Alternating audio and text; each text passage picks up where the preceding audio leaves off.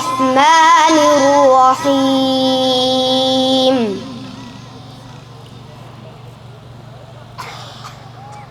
هل أتى على الإنسان حين من الدهر لم يكن شيئا مذكورا إنا خلقنا الإنسان من نطفة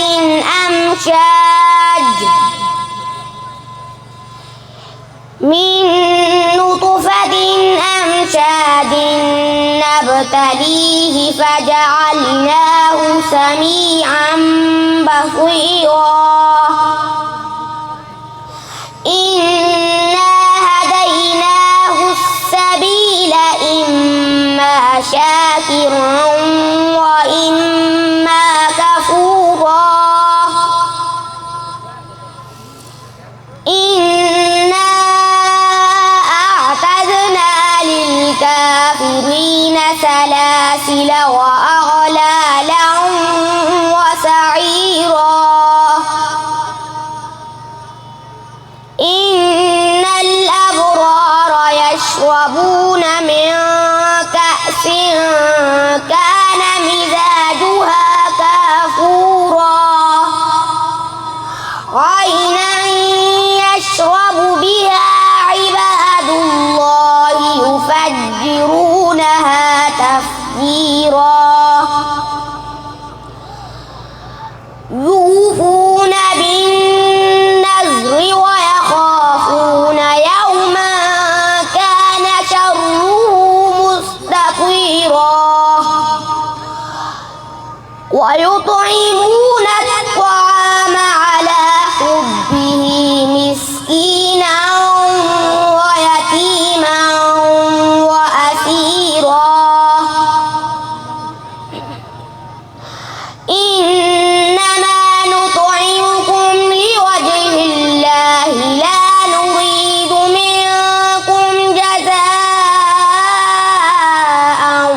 ولا شكورا إنا نخاف من ربنا يوما عبوسا قمطريرا فوقاهم الله شر ذلك اليوم ولقاهم نضرة وسرورا وجزاهم بما صبروا جنة وحريرا متكئين فيها على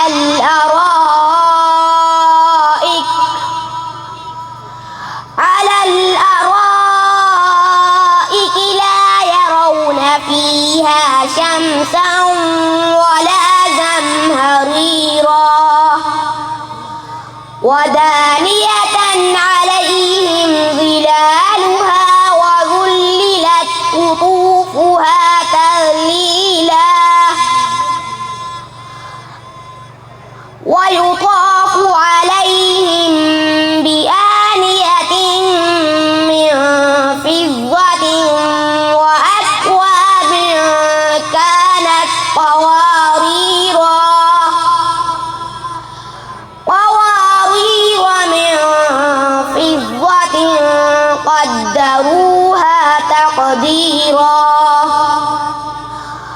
ويسقون فيها كأسا